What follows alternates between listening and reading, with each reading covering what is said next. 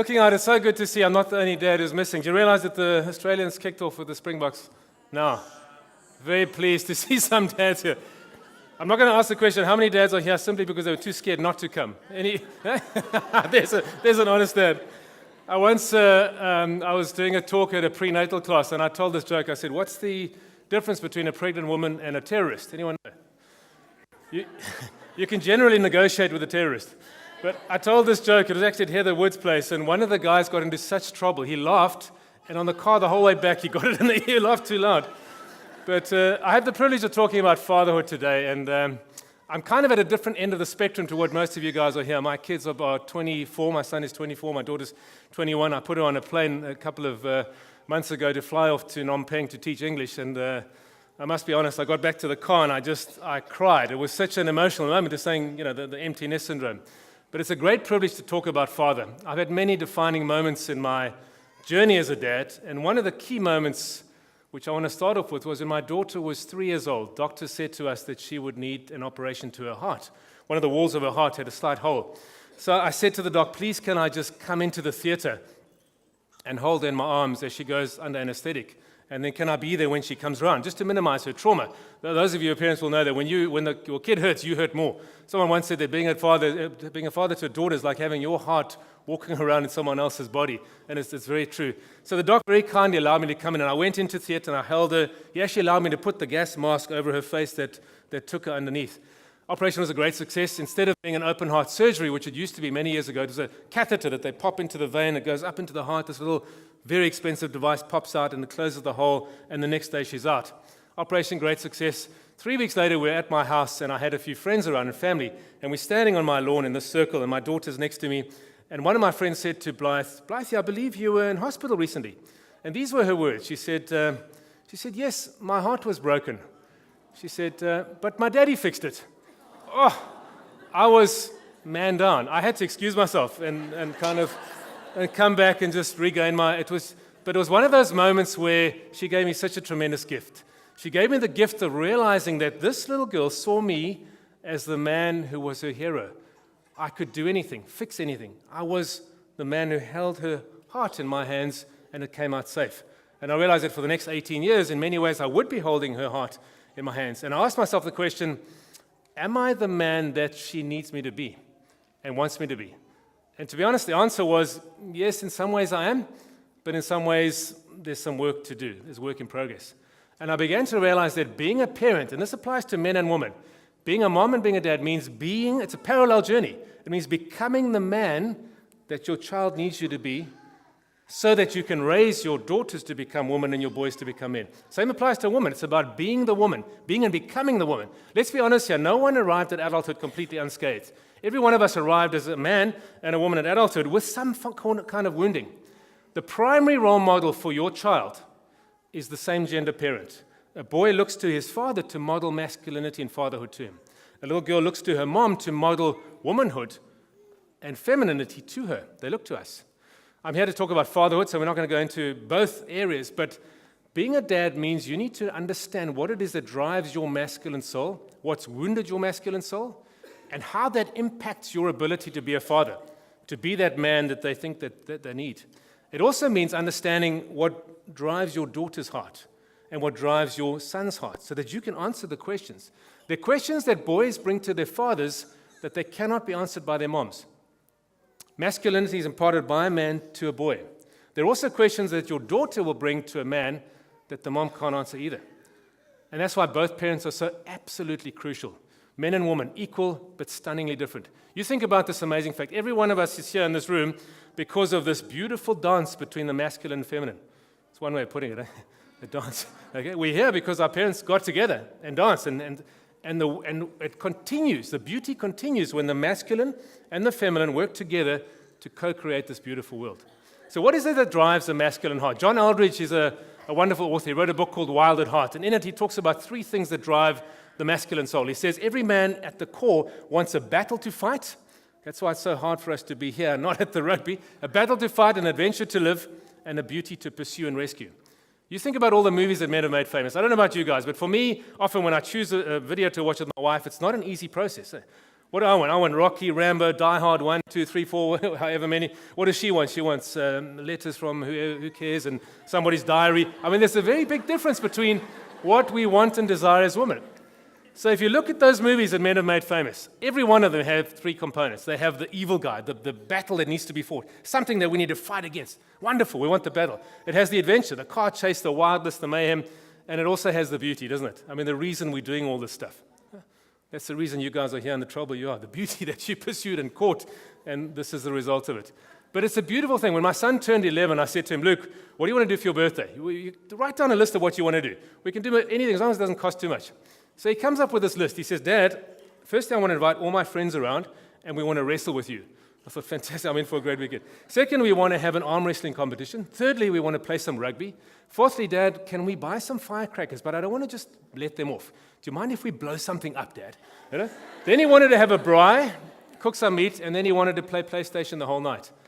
And I said to Luke, where does this come from? Innate in the guy is this desire, battle to fight, adventure to live, and beauty to pursue. There were no girls at the time, but that came a bit later.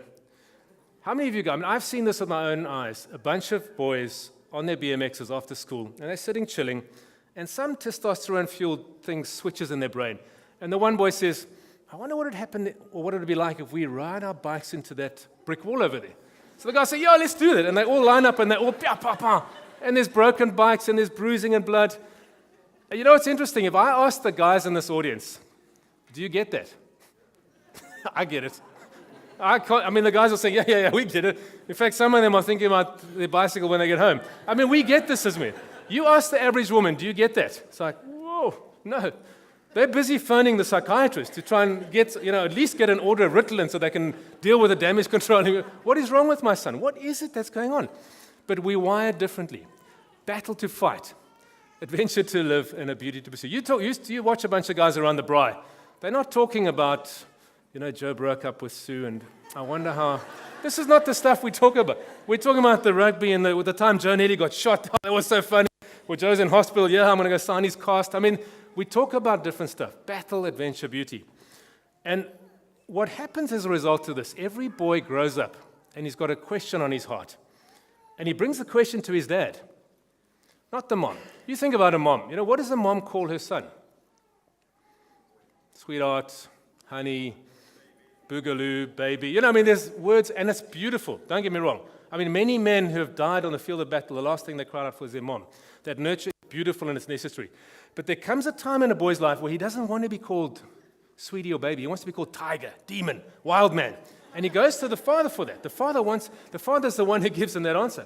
When a boy wants to climb a tree, let's be honest, when a mom is cold, Johnny's got to wear a jersey, doesn't he? When a mom's hungry, Johnny's got to eat, but damn it, because he should be hungry, even if he's not hungry.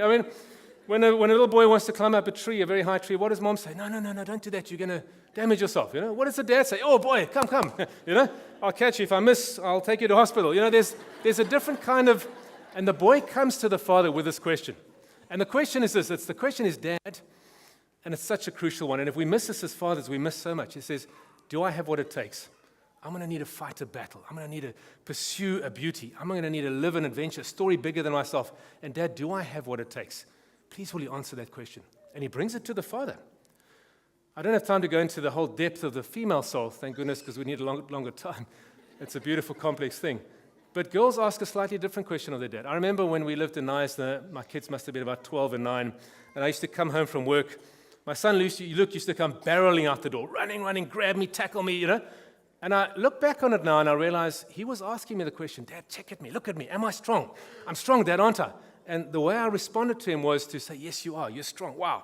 That day when a young boy actually, makes his dad slightly bleed, he might be scared, but it's like, oh, yes, I've got it, The younger boys need to know they're powerful. My daughter, on the other hand, she's quite a tomboy. She used to sometimes come running out and jump on me. But sometimes and often she used to stay inside the house. And I used to have to go and find her, and I'd find her sitting coyly in a corner. And she'd be sitting there, and what she was doing, she was waiting for Dad to come and find her, to pursue her, to seek out her heart, to say, my honey, you're beautiful, I found you, you're lovely, I love you. It's a seeking out. So the question a girl brings to her father is slightly different, is, Dad, am I worth pursuing? Am I beautiful? Do I have a beauty and a loveliness to offer the world? Just a quick aside on the thing of beauty. A while ago, I was sitting having a dinner, in fact, a breakfast meeting at a restaurant here in Cape Town. I had a shirt on that said, "Real man, real dad." And as I got up to go, this elderly woman reached out and called me over, and she said, "Young man," I loved her for that. She said, "Young man," she said, "tell me about this shirt." And I looked at her, and I found out she was a 95-year-old woman having breakfast with all the female members of her family, celebrating her birthday. And as I listened to this woman, I was mesmerized by her beauty. Now, that sounds strange. Her physical beauty had faded, but she had that grace, dignity, love, femininity, beauty, love, that kind of glue that women bring that just hold the world together, that make it all worth living. And that's the kind of beauty that us as fathers need to seek out in our daughters, validate and affirm, and romance. So the question a girl brings to her dad is, "Dad, am I lovely? Am I worth pursuing? Do I have a beauty that's worth offering the world?" And we have to say unreservedly yes. The problem is most of us grow up and our questions haven't been answered. John Aldridge in his book says every single boy in his journey to become a man takes an arrow in the center of his heart, in the place of his strength. And he says because that wound is very rarely discussed and even more rarely healed, most men carry a wound. And the wounds that we carry as men, we carry into our lives. We respond in one of three ways. Most men pose, let's be honest. Most men have a swag. When it comes to men walking past a bunch of women, what do? We walk differently. Something happens. I remember a while ago, I was jogging along the promenade here in Cape Town. I'm jogging and my knee started giving me a real problem. So I ended up limping in my jogging gear. And I saw these two very attractive women jogging towards me. I mean, without even a split, without even any conscious thought, I was running. Sore knee, I'm running. And I'm thinking, Craig, what an idiot. Why are you running past these, And I realized I have to be the man. I've got to play. I mean, all of us do that. When your wife's car starts making a funny sound, what do? We say, oh, yeah, that's the flange regulator. We got no idea what the flange. We watched a bit of Top Gear last night, and we heard this. If I had the equipment, I'd fix it, but we better go to the garage. We pose, man. We swag. The second thing we do as men is we fail to use our strength. The world is full of men who fail to use their strength. We've got a fatherless crisis across the world. The UN recently said that the single biggest social problem of our world is fatherlessness. International. South Africa is even worse. Men are failing to step up. What do? We withdraw into all kinds of addictions. Sex, drugs, alcohol, workaholism, sport, etc. We withdraw into gaming has become a huge thing for young men. And in gaming, what is in gaming? Gaming, there is adventure, there's beauty, and there's battle. But it's virtual, it's not real. The third thing we do as men is we misuse our strength. We see this all around. We see it in corporations. We see it in churches. We see men misusing their strength. I recently did a father-son thing, and we on Jeep, and we went to this park, which is a very complicated course. And there's a guy who instructs us how to get through this course, because it looks like you can't do it. And he said to me an interesting thing. He said, Craig, women do this better than men. I said, no, that offended my male ego. I said, why? He said, one reason. He said, they listen. When men come there in their Jeeps, and they see this course, this guy's got huge experience. It becomes white noise. They switch out. I've got this. I'm a man. I can do this. Women come there, they realize, I don't know how to do this. So they listen and they hear. There's this thing where men have just got this.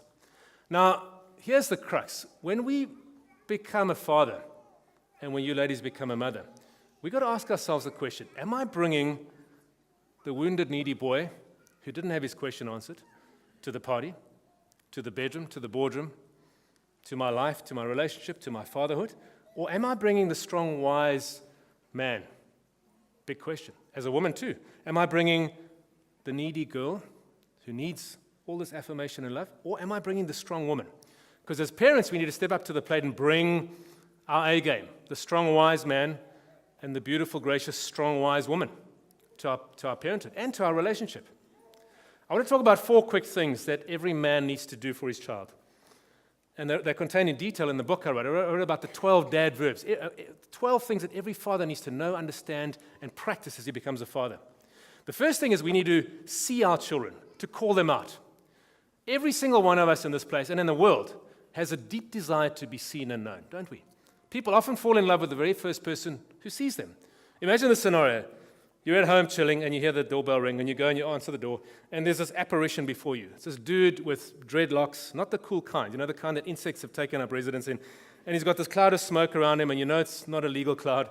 And there's a Harley there and he's got a rock and roll t-shirt and he says to you, hey dude, and already at that point, if you had a gun, you'd probably use it. Hey dude, I'm here to see your daughter. And you think, no, you're not here to see my daughter. Next door, And then you hear the sweet little voice behind you saying, hi, Dad, that's Brad. He's here to see me. And your whole world crumbles down. And you take your daughter aside and you say, what the, And she says, Dad, he really gets me. And we've seen this, eh? Now, you as a father and you as a mother need to be the first adult who gets your child, gets them. If you're a rugby-loving, Rambo-type guy and your son is trying out for the ballet squad, you need to see that and love it. The cookie-cutter dad comes with what he wants and he puts it on his kid. The dad who's able to be a good dad sees who his son and who his daughter is. Know what makes your daughter's heart come alive. Know what her fears, her passions, know that. The second thing we need to do is we need to validate. So you've seen them, now you're saying, I've seen you, and what I see is good. Barack Obama said most men spend their entire lives seeking the approval of their father or trying desperately not to be like their dad. This thing of a father's approval is so crucial. In that movie, Dead Poets Society with Robin Williams, there's a story of this young kid who wanted to be an actor, but his dad wanted him to be a businessman.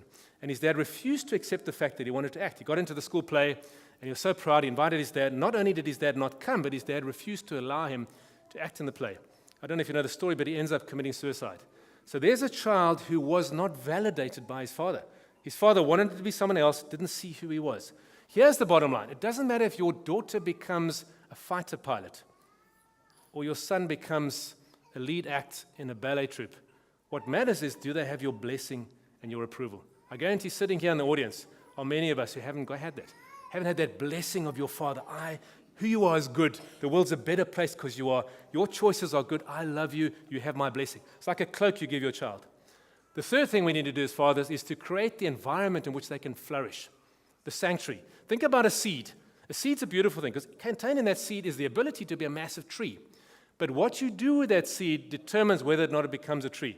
Many of you have walked past the waterfront here in Cape Town, where I had my jogging incident, and you see those trees that have grown sideways. You've seen them. They're not very tall, they're not very strong, and they're very sideways.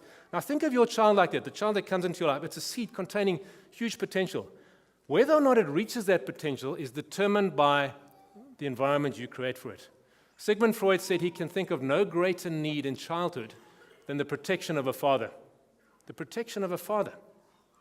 As a father, you're the architect of your own home. The kind of environment you create determines how high your kid grows. Kids survive. We don't want kids to survive, do we? We want them to thrive and reach their full potential. The fourth thing that we need to do for our children is to equip them for life. Your job and my job as a parent is to equip our kids so that they no longer need us. They can fly off. But the beauty is if you do it well, they'll always want to come back. They'll always want to be with you. And part of equipping them, there are a number of things I mentioned in the book too. Number one is to teach them. You're going to outsource the teaching of your kids, the education of your kids, to educational institutions, nursery school, primary schools, etc. And that's fantastic. Probably very good, and that we don't do it ourselves, given how education's come along. You're going to outsource training of your kids, how to play a flute, how to play tennis, etc., to coaches. But there's one thing you can never outsource, and that's teaching them how to live life. EQ, emotional intelligence, absolutely crucial. You have to teach your kids that. But how many kids would have been spared a huge amount of humiliation if their kids had just trained them properly and they went to idols and they thought they could sing and they really couldn't sing? If we would just train them, validated them correctly and properly, train them in what it means to live life. Action and consequence, discipline, the need for discipline. Part of equipping your child is setting clear boundaries for them, disciplining them. Kids flourish and thrive when you set boundaries. A lot of parents make the mistake of, I'm going to be my child's friend. Friends is a very distant second to parent. Parenting means making tough decisions, putting in place strong boundaries. So we need to equip our kids so that they can be launched into life. To do that, we need to model the way for them. One of the biggest challenges of a father is you need to be the man you want your daughter to marry, and you need to be the man that you want your son to become. That's a big challenge. There's a lovely story about a man sitting in a pub in England, having his pint at his usual hour on his usual table and usual chair, and he feels a tug at his elbow, and he turns around, there's his son. He says, "Son, how did you find me?" 5-year-old son. And he said, "Dad, it's very easy. I just followed your footprints in the snow." Our kids are not going to listen to what we say. They're going to listen to what we do. You want your kids to be disciplined? Be disciplined. You cannot be saying, "You really mustn't smoke. It's bad." You can't do that. I want to end with this last thing, the two most important words in a dad's lexicon. When we moved to Knysna from Johannesburg many years back, we're back again now, my family had to leave 2 weeks before me. I had some things that I needed to finish up. And my daughter was 7 years old at the time. And halfway through this 2-week period, they were in Iceland, I was in Joburg, I was on the phone to my daughter Blythe. And I said to her, isn't it beautiful living in Iceland? And these were her words to me. She said, if this was my life, I would scream. And I said, my precious, why? And she said, because you're not here, Daddy. And I realized there and then that the 2 most important words in a father's lexicon are be there. Be there. A lot of what we do as parents is instinctive, and that's great, but you cannot do it if you're not there. Be there when they're young, when they're old. Be there when they're happy, when they're sad. Be there for the significant events. Be there for the insignificant events. Be there whenever you possibly can. Thank you very much.